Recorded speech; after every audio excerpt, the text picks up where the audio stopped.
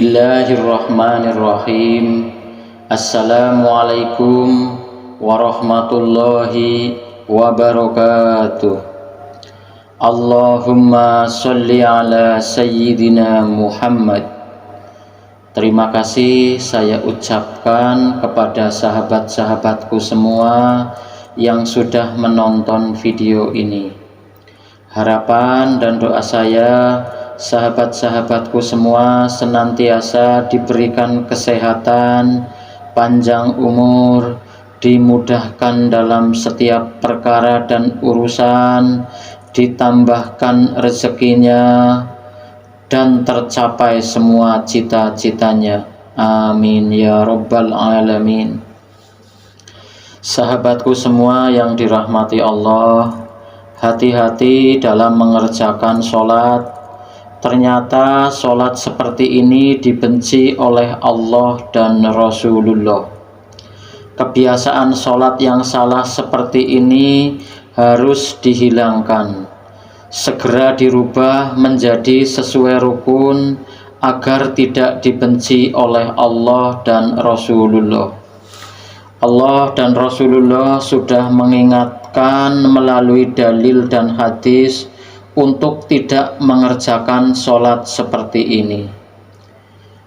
Dalam 5 rukun Islam, sholat adalah rukun pertama yang wajib dikerjakan meskipun berada pada kondisi yang sangat tidak memungkinkan.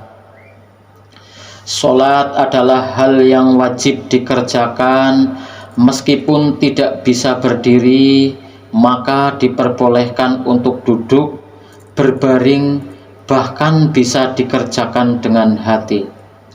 Karena itu sangatlah tidak logis apabila seseorang mengaku beriman kepada Allah namun meninggalkan ibadah yang berfungsi sebagai tiang agama. Sekalipun sholat merupakan tiang agama, ternyata ada beberapa jenis sholat yang sangat dibenci oleh Allah Subhanahu wa Ta'ala. Dalam ajaran Islam, sholat bukan lagi ibadah yang perlu dipertanyakan tentang status hukumnya. Di berbagai dalil Al-Quran maupun hadis, Allah Subhanahu wa Ta'ala serta Rasulullah Sallallahu Alaihi Wasallam telah menetapkan dengan sangat jelas. Sudah ditetapkan mana sholat wajib dan mana sholat sunnah.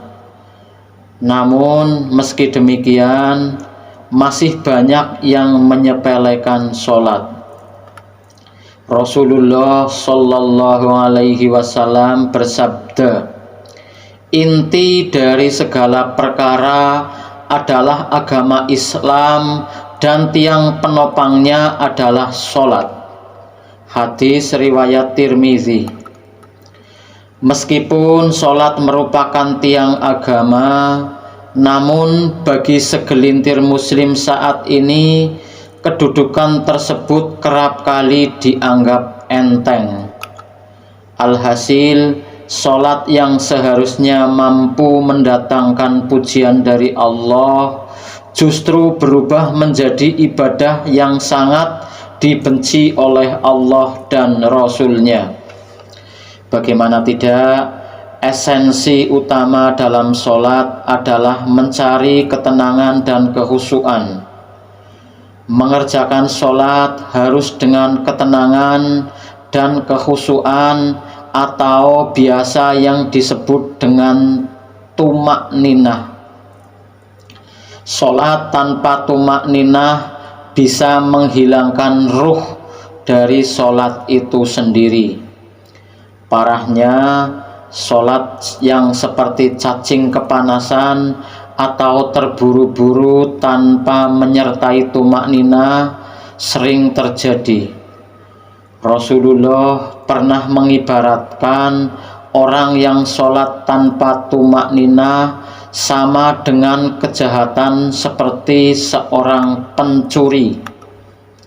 Rasulullah bersabda, sejahat-jahatnya pencuri adalah orang yang mencuri dari sholatnya. Para sahabat bertanya, "Wahai Rasulullah, bagaimana dia mencuri dari sholatnya?"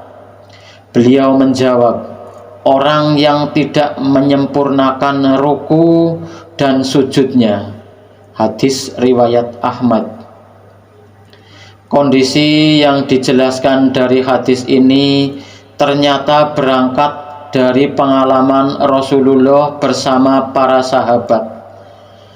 Pada hari itu, setelah Rasul selesai sholat berjamaah, tiba-tiba datang seorang laki-laki masuk ke dalam masjid dan langsung mengerjakan sholat sendirian.